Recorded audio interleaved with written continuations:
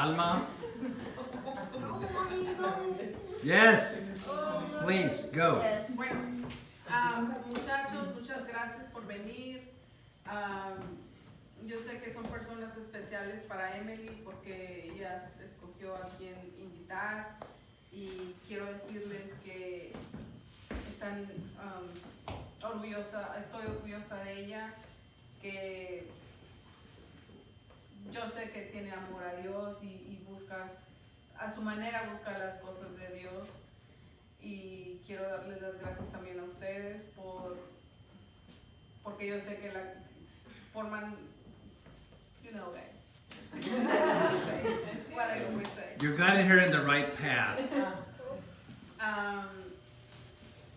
Y pues que Dios la bendiga mucho, mucho, mucho, mucho y que siempre ella sabe que debe poner a Dios primero en todo lo que ella haga. Amén. Aleluya. Y muchachos, ustedes están invitados cuando gusten venir al youth group with Jessica and Taylor classes.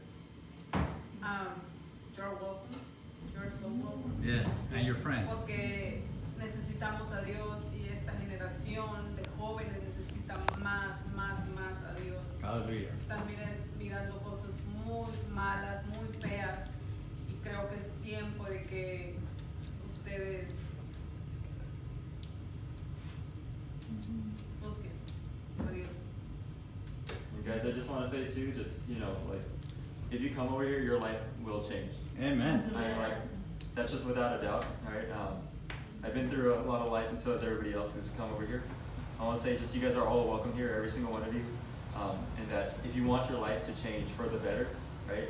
If you guys want not just your life, but your family, those around you, if you want to see a whole entire city turn around for good, like I say, come over here and it will happen, right? So you guys are invited here. We'll talk to you guys. Just thank you guys so much for coming and celebrating Emily. She's done so much and it's been really awesome, but just thank you guys so much. Amen. We've been here today to celebrate Emily's life, but every time we come to church, we celebrate the life that God has given us anew every day, and so we walk in that together and we work that out in our own personal life. So it'll be a joy to have you guys with us too. Yes. We